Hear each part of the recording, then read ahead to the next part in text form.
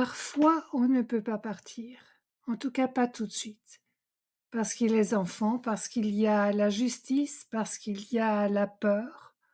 Alors on reste et on subit une cohabitation forcée avec un manipulateur pervers narcissique. Dans cette situation, l'objectif n'est pas de pousser l'autre à changer. L'objectif, c'est de vous préserver psychiquement, physiquement, jusqu'à ce que la sortie soit possible. En quelques minutes, je vais partager quelques règles simples pour tenir sans vous détruire. Tout d'abord, accepter la réalité sans s'y résigner. La première étape, c'est d'accepter cette réalité non pas comme une fatalité, mais comme un constat lucide. Tant qu'on se dit je ne devrais pas vivre ça, on reste dans la colère, le ressentiment d'injustice, la tension permanente. Cette énergie, le manipulateur la sent et s'en délecte. Accepter, c'est dire intérieurement oui, oui, pour le moment je vis encore ici, mais je choisis de garder la main sur moi. C'est un positionnement mental, ce n'est pas une soumission. Et c'est le premier acte de liberté intérieure.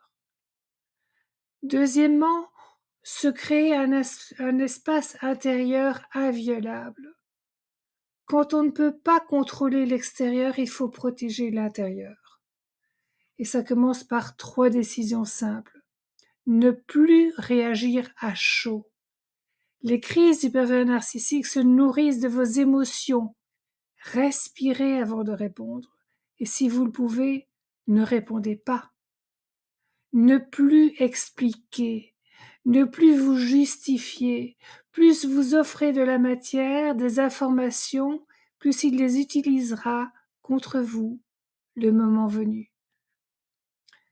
Ne plus corriger sa version de l'histoire. Vous savez ce que vous avez vécu, inutile de le lui rappeler.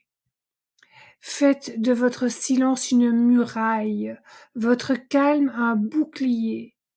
Et chaque soir au coucher, reconnectez-vous à ce que vous aimez, à ce qui vous appartient vraiment encore. Un rituel, une musique, un animal, un geste simple. Tentez de vous remémorer 3 petits moments agréables de la journée, aussi insignifiants soient-ils. Ce sont vos racines de survie. Troisièmement, la contre-manipulation et l'esquive, ce sont des outils concrets.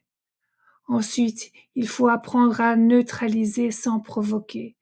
C'est ce qu'on appelle la contre-manipulation. Le principe, c'est de sortir du jeu sans qu'il s'en aperçoive. D'abord, la technique de la pierre grise.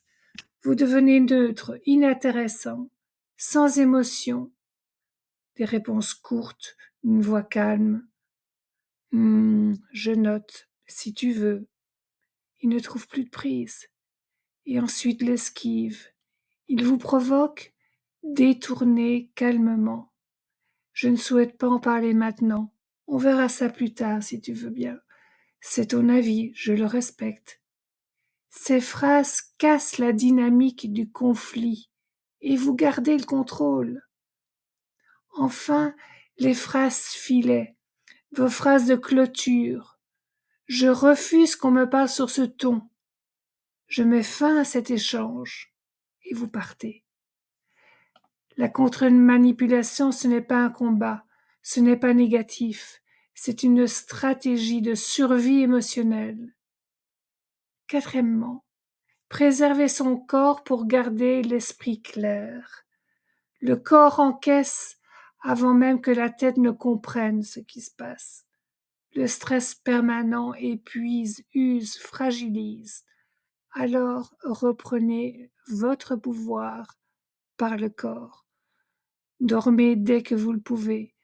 Mangez correctement, même si c'est simple. Sortez, marchez, respirez.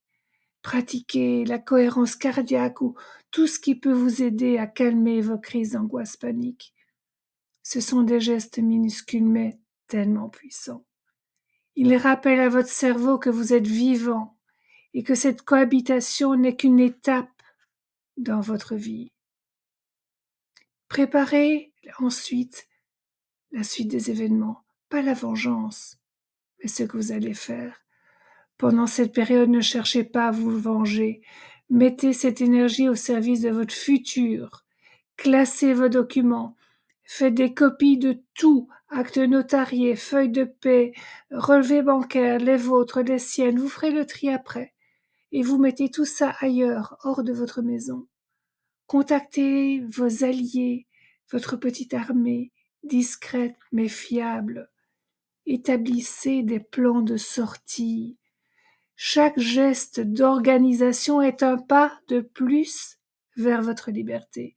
Et chaque jour sans crise majeure est une victoire de votre maîtrise. En conclusion, pour cohabiter avec un manipulateur pervers narcissique, ce n'est jamais un choix. Mais tant que vous y êtes, souvenez-vous, le but n'est pas de détruire l'autre, mais de vous retrouver vous-même. Tenez-vous droite, même dans le chaos. Respirez, observez, préparez-vous.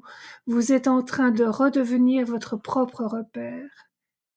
Et si cette vidéo résonne avec votre vécu, vous trouverez sur mon site soutienpsyenligne.fr un article complet à venir, des outils concrets, des accompagnements pour avancer pas à pas vers votre liberté intérieure. Et pensez à vous abonner pour ne rien manquer de ce chemin de reprise de pouvoir. À bientôt.